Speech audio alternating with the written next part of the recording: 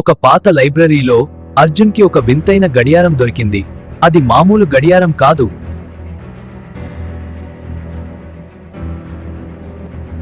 దాన్ని నొక్కగానే చుట్టూ ఉన్న ప్రపంచం తలకిందులైపోయింది. మాయాలోకం తలుపులు తెరుచుకున్నాయి. అక్కడ అతనికి స్వాగతం పలికింది ఒక భయంకరమైన రాక్షసుడు. కాలానికి కావలి కాసే నవ్వుతావది. నువ్వు కాలపు రహస్యాన్ని భంగం కలిగించావు. వెనక్కి వెళ్లే దారి లేదు. ఆగితే మరణం తప్పదు. అర్జున్ ప్రాణాల కోసం పరుగు తీస్తున్నాడు.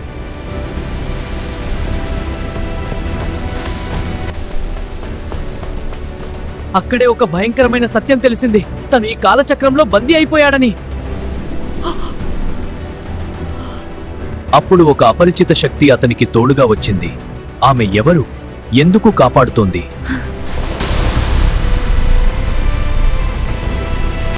కాలానికి ప్రాణానికి మధ్య యుద్ధం మొదలైంది.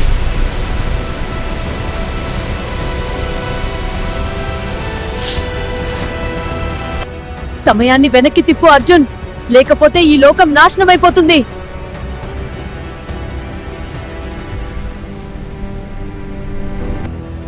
ధైర్యం చేసి అర్జున్ గడియారాన్ని వెనక్కి తిప్పాడు. ఒక భారీ వెలుగు మొత్తం కమ్మేసింది. కాలం వెనక్కి వెళ్తోంది.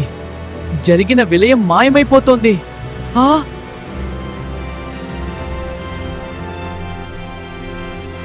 కళ్ళు తెరిచేసరికి అర్జున్ మళ్ళీ అదే పాత లైబ్రరీలో ఉన్నాడు.